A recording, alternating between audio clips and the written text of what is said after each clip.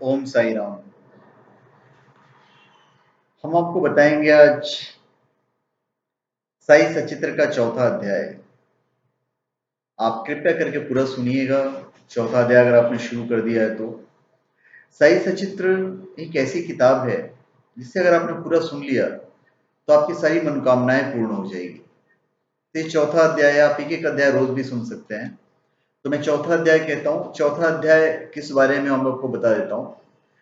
ये शुरुआत होता है ऐसी साई बाबा के शिरडी में प्रथम आगमन, संतों का अवतार कार्य, पवित्र तीर्थ शिरडी के बारे में, श्री साई बाबा के व्यक्तित्व के बारे में बताऊंगा और एक गौली बुबा का अनुभव जो था उनके बारे में बताऊंगा।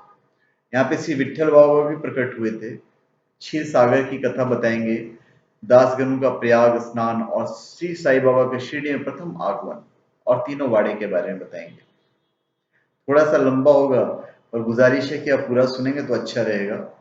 बाकी अगर कोई वक्त हो आपके पास, अगर वक्त नहीं है तो आप इसको दो तीन टुकड़े में सुन लीजिएगा। भगवत गीता में भगवान श्री कृष्ण कहते हैं कि जब जब धर्म की हानि और अधर्म की वृद्धि होती है तब तक मैं अवतार धारण करता हूं। धर्म स्थापन, दुष्टों का विनाश तथा साधुजनों के परित्राण के लिए मैं युग युग में जन्म लेता हूं। साधु और संत भगवान के प्रतिनिधि स्वरूप हैं। वे उपयुक्त समय पर प्रकट होकर अपनी कार्य प्रणाली द्वारा अपना अवतार कार्य पूर्ण करते हैं।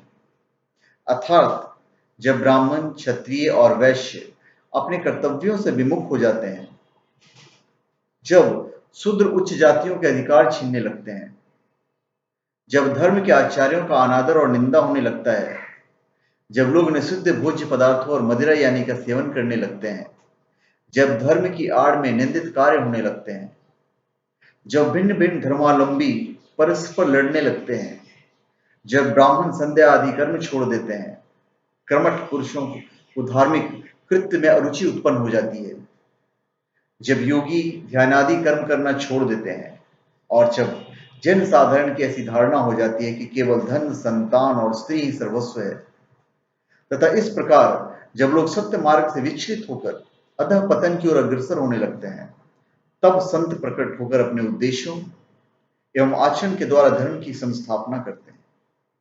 वे समुद्र के ज्योति स्तंभ की तरह हमारा उचित मार्गदर्शन करते हैं तथा सत्य पथ पर चलने को प्रेरित करते हैं।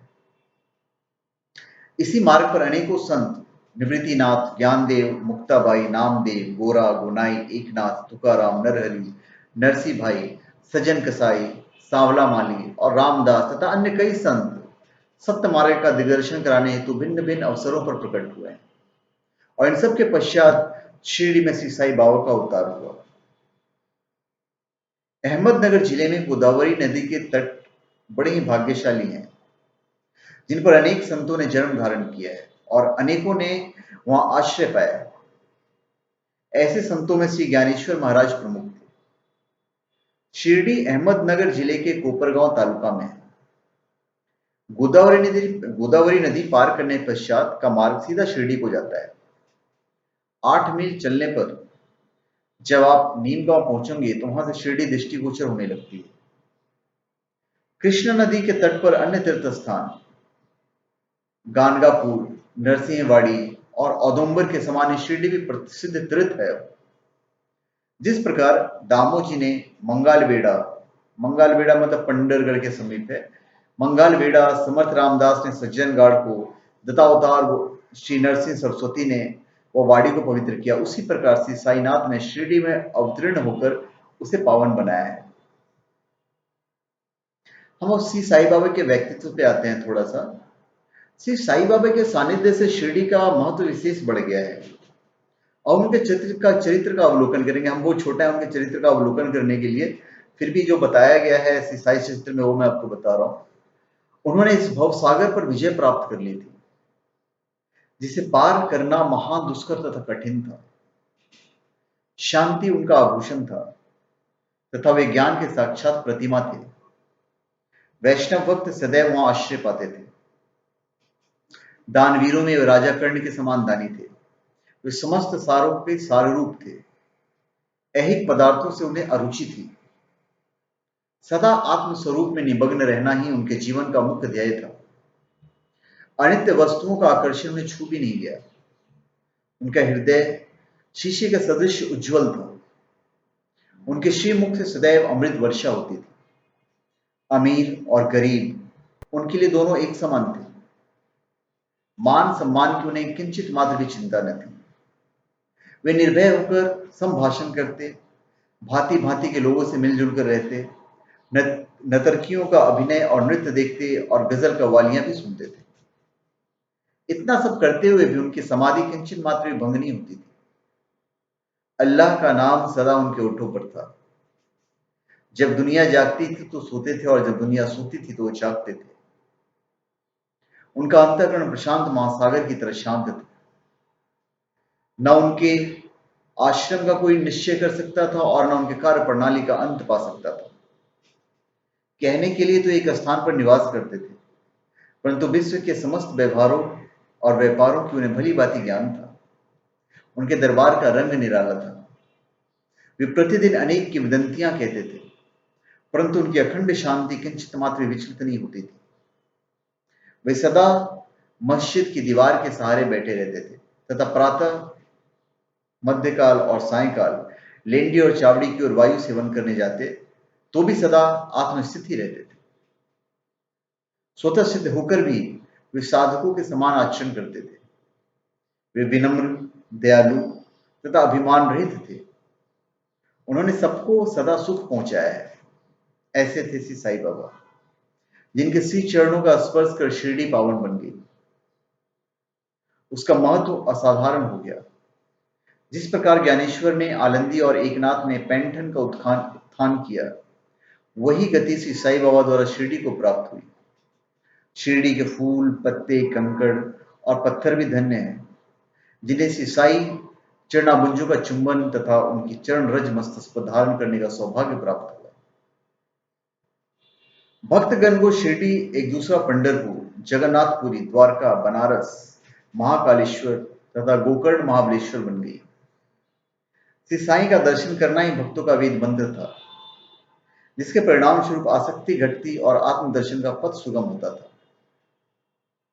उनका श्री दर्शन ही योग साधना और उनसे जो वार्तालाप होती थी, वो वार्तालाप करने से समस्त पाप नष्ट हो जाते थे।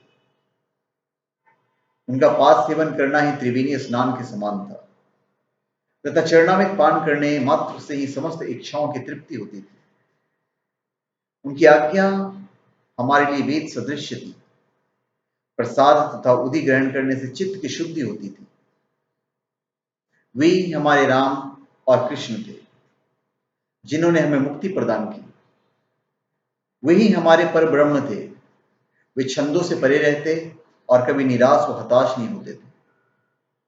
वे सदा आत्मस्थित, चैतन्य धन और आनंद की मंगल मूर्ति थी। कहने को तो शिरडी उनका मुख्य केंद्र था, परंतु उनका कार्य क्षेत्र पंजाब, कलकत्ता, उत्तरी भारत, गुजरात, ढाका और कोंकण तक विस्तृत था। श्री साईं बाबा की कीर्ति दिन प्रतिदिन चहुं ओर फैलने लगी और जगह जगह से दर्शनार्थ आकर उनके भक्त लाभ उठाने लगे। केवल दर्शन से मनुष्य चाहे वे शुद्ध अथवा अशुद्ध हृदय के हों, उनके चित्त को परम शांति मिल जाती थी। उन्हें उसी आनंद का अनुभव होता था जैसे कि पंढरपुर में श्री विट्ठल के दर्शन से होता था। यह कोई अतिशयोक्ति नहीं है। एक भक्त का अनुभव था, मैं उनके बारे में आपको बता देता हूं। उनका नाम था गौली बूबा। लगभग 95 वर्ष के वे वृद्ध भक्त, जिनका नाम मौली बुआ था, पंढरपुर के एक वारकरी थे। वे 8 मास पंढरपुर तथा 4 मास गंगा तट पर निवास करते थे। सामान ढोने के लिए वे गधे को अपने पास रखते थे और एक शिष्य भी सदैव उनके साथ रहता था। वे प्रतिवर्ष वारी लेकर पंढरपुर जाते और लौटते समय श्री बाबा के दर्शनार्थ शिरडी आते थे। बाबा पर उनका अगाध प्रेम था। वे बाबा की ओर एकटक निहारते और कह उठते थे, ये तो श्री पंडरीनाथ श्री विट्ठल के अवतार हैं, जो अनाथ नाथ, दीन दयालु और दीनों के नाथ हैं। गौली बुआ श्री विठोबा के परम भक्त थे। उन्होंने एक बार पंढरपुर की यात्रा की तथा प्रत्यक्ष अनुभव किया कि साईं बाबा सचमुच में ही पंढरीनाथ है। श्री साईं बाबा की ईश्वर चिंतन और भजन में विशेष अभिरुचि थी। वे सदैव अल्लाह मालिक पुकारते और भक्तों से कीर्तन सप्ताह करवाते थे। इसे नाम सप्ताह भी कहते हैं। एक बार उन्होंने दासगणों को कीर्तन सप्ताह करने की आज्ञा दी। दासगणों ने बाबा से कहा कि आपकी आज्ञा मुझे सिरोधार्य है, परंतु इस बात का आश्वासन मिलना चाहिए कि सप्ताह के अंत में विट्ठल अवश्य प्रकट होंगे। बाबा ने अपना हृदय स्पर्श करते हुए कहा कि विट्ठल अवश्य प्रकट होंगे, परंतु साथ ही भक्तों में श्रद्धा और तीव्र उत्सुकता का होना भी अनिवार्य है। ठाकुरनाथ की डंकपुरी विट्ठल की पंडरी रणछोड़ की द्वारका यही तो है। किसी को दूर जाने की आवश्यकता नहीं है। क्या विट्ठल कहीं बाहर से आएंगे? वे तो यहीं विराजमान है। जब भक्तों में प्रेम और भक्ति का स्रोत प्रवाहित होगा तो विट्ठल स्वयं ही प्रकट हो जाएंगे। सप्ताह समाप्त होने के बाद विट्ठल भगवान इस प्रकार प्रकट हुए। काका साहब दीक्षित सदैव की भांति स्नान करने के पश्चात जब ध्यान करने को बैठे तो उन्हें विट्ठल के दर्शन हुए। दोपहर को समय जब वे बाबा के दर्शनार्थ मस्जिद पहुंचे तो बाबा ने उनसे पूछा, क्यों विट्ठल पाटिल आए थे ना, क्या तुम्हें उनके दर्शन हुए? वे बहुत चंचल हैं, उनको दृढ़ता से पकड़ लो। यदि थोड़ी भी असावधानी की तो वे बचकर निकल जाएंगे। यह प्रातः काल की घटना थी और दोपहर के समय उन्हें पुनः दर्शन हुए। उसी दिन एक चित्र बेचने वाला विठोबा के 25-30 चित्र लेकर वहां बेचने को आया। यह चित्र ठीक वैसा ही था जैसा कि काका साहब दीक्षित को ध्यान में दर्शन हुए थे। चित्र देखकर और बाबा के शब्दों का स्मरण कर काका साहब को बड़ा विस्मय और प्रसन्नता हुई। उन्हें एक चित्र सहर्ष खरीद लिया और उसे अपने देवघर में प्रतिष्ठित कर दिया।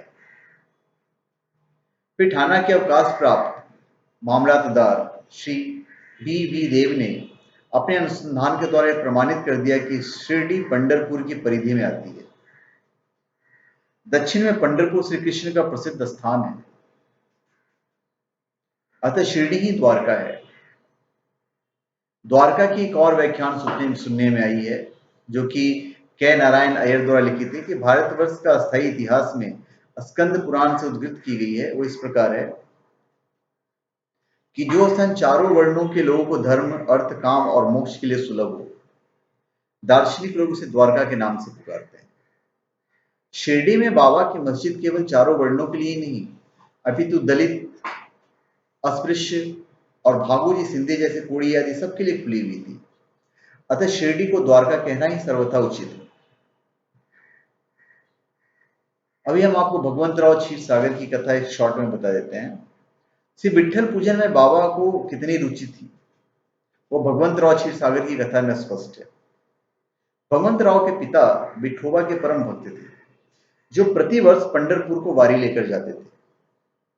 उनके घर में विठोबा की एक मूर्ति थी जिसकी वे नित्य प्रति पूजा किया करते थे। उनकी मृत्यु के पश्चात उनके पुत्र भगवंतराव ने वारी, पूजन, श्राद्ध इत्यादि समस्त कर्म करना छोड़ दिया। जब भगवंतराव शिरडी आए तो बाबा उन्हें देखते ही कहने लगे कि इनके पिता मेरे परम मित्र थे, इसी कारण मैंने इन्हें यहाँ बुलाया है। इन्होंने कभी नैवेद्य अर्पित नहीं किया तथा मुझे और विठोबा को भूखों मारा है, इसलिए मैंने इन्हें यहाँ आने की प्रेरित किया है। अब मैं इन्हें हठ पूर्वक पूजा में लगा दूंगा। फिर दासगणों की प्रयाग स्नान के बारे में हमको बताते हैं कि गंगा और यमुना नदी के संगम पर प्रयाग प्रसिद्ध पवित्र तीर्थ स्थान है। हिंदुओं की ऐसी भावना है कि वहां स्नान करने से समस्त पाप नष्ट हो जाते हैं। इसी कारण प्रत्येक पर्व पर सहस्त्रों भक्तगण वहां जाते हैं और स्नान का लाभ उठाते हैं। एक बार दासगणों भी वहां जाकर स्नान करने का निश्चय किया। इस विचार से वे बाबा से आज्ञा लेने के लिए पहुंचे। बाबा ने कहा, इतनी दूर व्यर्थ भटकने की क्या आवश्यकता है, अपना प्रयाग तो यही है, मुझ पर विश्वास करो। आश्चर्य और महान आश्चर्य था। जैसे ही दासगणु बाबा के चरणों पर नत हुए तो बाबा के श्री चरणों से गंगा यमुना की धारा वेग से प्रवाहित होने लगी। यह चमत्कार देखकर दासगणु का प्रेम और भक्ति उमड़ पड़ा। आंखों से अश्रुओं की धारा बहने लगी। उन्हें कुछ अंतः स्फूर्ति हुई और उनके मुख से श्री साईं बाबा की स्रोतस्विनी स्वतः प्रवाहित होने लगी। अब हम आपको श्री साईं बाबा के शिरडी में प्रथम आगमन के बारे में बताते हैं। श्री साईं बाबा के माता पिता, उनके जन्म और जन्म स्थान का किसी को भी ज्ञान नहीं। इस संबंध में बहुत छानबीन की गई, बाबा से तथा अन्य लोगों से भी विषय में पूछताछ की गई, परंतु कोई संतोषप्रद उत्तर अथवा सूत्र हाथ नहीं लग सका। यथार्थ में हम लोग इस विषय में सर्वथा अनभिज्ञ हैं, आप भी, हम भी, सब लोग। नामदेव और कबीरदास जी का जन्म अन्य लोगों की भांति नहीं हुआ था। वे बाल रूप में प्रकृति की गोद में पाए गए थे। नामदेव भीमरथी नदी के तीर पर गोनाई को और कबीर भागीरथी नदी के तीर पर तमाल को पड़े हुए मिले थे। और ऐसा ही श्री साईं बाबा के संबंध में भी था। वे शिरडी में नीम वृक्ष के तले 16 वर्ष के वर्णास्थल में स्वयं भक्तों के कल्याणार्थ प्रकट हुए थे, कल्याण करने के लिए। उस समय वे पूर्ण ब्रह्मज्ञानी प्रतीत होते थे। स्वप्न में भी उनको किसी लौकिक पदार्थ की इच्छा नहीं थी। उन्होंने माया को ठुकरा दिया था और मुक्ति उनके चरणों में लौटती थी। शिरडी ग्राम की एक वृद्ध स्त्री नाना चौबदार की मां ने उनका इस प्रकार वर्णन किया है कि एक तरुण, स्वस्थ, फुर्तीला तथा अति रूपवान बालक सर्वप्रथम नीम वृक्ष की समाधि में लीन दिखाई पड़ा। सर्दी व गर्मी की उन्हें किंचित मात्र भी चिंता नहीं थी। उन्हें इतनी अल्प आयु में इस प्रकार कठिन तपस्या करते देखकर लोगों को महान आश्चर्य हुआ। दिन में वे किसी से भेंट नहीं करते थे और रात्रि में निर्भय होकर एकांत में घूमते थे। लोग आश्चर्यचकित होकर पूछते फिरते थे कि इस युवक का कहां से आगमन हुआ है। उनकी बनावट तथा आकृति इतनी सुंदर थी कि एक बार देखने मात्र से लोग आकर्षित हो जाते थे। वे सदा नीम वृक्ष के नीचे ही बैठे रहते थे और किसी के द्वार पर नहीं जाते थे। यद्यपि वे देखने में युवक प्रतीत होते थे, परंतु उनका आचरण महात्माओं के सदृश था। वे त्याग और वैराग्य की साक्षात प्रतिमा थे। एक बार एक आश्चर्यजनक घटना हुई। एक भक्त को भगवान खंडोबा का संचार हुआ। लोगों ने शंका निवारणार्थ उनसे प्रश्न किया कि हे देव, कृपया बतलाइए कि किस भाग्यशाली पिता की संतान है और इनका यहाँ कहां से आगमन हुआ है। भगवान खंडोबा ने एक कुदाली मंगवाई और एक निर्दिष्ट स्थान पर खोदने का संकेत दिया। जब वह स्थान पूर्ण रूप से खोदा गया तो वहां एक चमत्कार के नीचे ईंट पाई गई। पत्थर को हटाते एक द्वार दिखा जहां 4 दीपक जल रहे थे। उन दरवाजों का मार्ग एक गुफा में जाता था, जहां गौमुखी आकार की इमारत, लकड़ी के तख्ते, मालाएं आदि दिखाई पड़ी। भगवान खंडोबा कहने लगे कि इस युवक ने इस स्थान पर 12 वर्ष तपस्या की है। तब लोग युवक से प्रश्न करने लगे, परंतु उसने यह बात कहकर टाल दी कि यह मेरे श्री गुरुदेव की पवित्र भूमि है, अतएव मेरा पूज्य स्थान है। तब लोगों ने उस दरवाजे को पूर्ववत बंद कर दिया। जिस प्रकार अश्वत्थ और अनुम्र वृक्ष पवित्र माने जाते हैं, उसी प्रकार बाबा ने भी नीम वृक्ष को उतना ही पवित्र माना और प्रेम किया। महालसापति तथा शिरडी के अन्य भक्त इस स्थान को बाबा के गुरु का समाधि स्थान मानकर सदैव नमन किया करते थे। फिर वहां पे 3 वाड़े हैं। नीम वृक्ष के आसपास की भूमि श्री हरि विनायक साठे ने मोल ले ली और उस स्थान पर एक विशाल भवन का निर्माण किया, जिसका नाम साठेवाड़ा रखा गया। बाहर से आने वाले यात्रियों के लिए वह वाड़ा एक ही एकमात्र विश्राम स्थल था उस वक्त, जहां सदैव भीड़ रहा करती थी। नीम वृक्ष के नीचे चारों ओर चबूतरा बांधा गया। सीढ़ियों के नीचे दक्षिण की ओर एक छोटा सा मंदिर है, जहां भक्त लोग चबूतरे के ऊपर उत्तराभिमुख होकर बैठते हैं। ऐसा विश्वास किया जाता है कि जो भक्त गुरुवार तथा शुक्रवार को संध्या को यहाँ धूप, अगरबत्ती आदि सुगंधित पदार्थ जलाते हैं, वो इस कृपा से सदैव सुखी होते हैं। यह वाड़ा बहुत पुराना और जीर्ण शीर्ण स्थिति में था तथा इसके जीर्णोद्धार की नितांत आवश्यकता थी, जो संस्थान द्वारा पूर्ण कर दी गई। अभी तो खैर सब चीज कंप्लीट है। कुछ समय के पश्चात एक दूसरे वाड़े का निर्माण हुआ, जिसका नाम दीक्षित वाड़ा रखा गया। काका साहेब दीक्षित कानूनी सलाहकार जब इंग्लैंड में थे, तब वहां उन्हें किसी दुर्घटना में पैर में चोट आ गई थी। उन्होंने अनेक उपचार किए, परंतु पैर अच्छा नहीं हो सका। नाना साहेब चांदोरकर ने उन्हें बाबा की कृपा प्राप्त करने के लिए परामर्श दिया।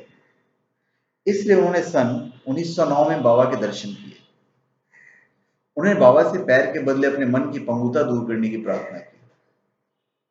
बाबा के दर्शन से उन्हें इतना सुख प्राप्त हुआ कि उन्होंने अस्थायी रूप से शिरडी में रहना स्वीकार कर लिया और इसी कारण उन्होंने अपने और भक्तों के हेतु एक वाड़े का निर्माण कराया। इस भवन का शिलान्यास दिनांक 9 दिसंबर 1910 को किया गया। उसी दिन अन्य दो विशेष घटनाएं घटित हुई। श्री दादा साहब खारपड़े को घर वापस लौटने की अनुमति प्राप्त हो गई और चावड़ी में रात्रि को आरती आरंभ हो गई।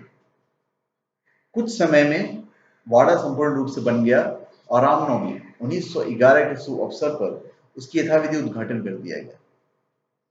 इसके बाद एक और वाड़ा मानो एक शाही भवन नागपुर के प्रसिद्ध श्रीमंत भुट्टी ने बनवाया। इस भवन के निर्माण में बहुत धनराशि लगाई गई। उनकी समस्त निधि सार्थक हो गई क्योंकि बाबा का शरीर अब वहीं विश्रांति पा रहा है और फिलहाल वह समाधि मंदिर के नाम से विख्यात है। इस मंदिर के स्थान पर पहले एक बगीचा था जिसमें बाबा स्वयं पौधों को सींचते और इनकी देखभाल किया करते थे। जहां पहले एक छोटी सी कुटी भी नहीं थी, वहां 3-3 वाड़ों का निर्माण हो गया। इन सब में साठेवाड़ा पूर्व काल में बहुत ही उपयोगी था। बगीचे की कथा, वामन तात्या की सहायता से स्वयं बगीचे की देखभाल, शिरडी में श्री साईं बाबा की अस्थायी अनुपस्थिति तथा चांद पाटिल की बारात में पुनः शिरडी का लौटना, देवीदास, जानकीदास और गंगागीर की संगति, मोहिउद्दीन तंबोली के साथ कुश्ती, मस्जिद में निवास, श्री डेंगले व अन्य भक्तों पर प्रेम तथा अन्य जो घटनाएं हैं वो मैं आपको अगले अध्याय में वर्णन करूंगा। इस अध्याय के लिए इतना ही काफी है। तो ये हमारा चौथा अध्याय पूर्ण होता है। ओम श्री राम, जय साई राम। तो धन्यवाद यहाँ तक आपको सुनने के लिए। आप हमारे चैनल पे सब्सक्राइब कीजिए और कमेंट कीजिए और मैं चाहूंगा कि आप हमारे इस वीडियो को शेयर कर दीजिएगा। धन्यवाद।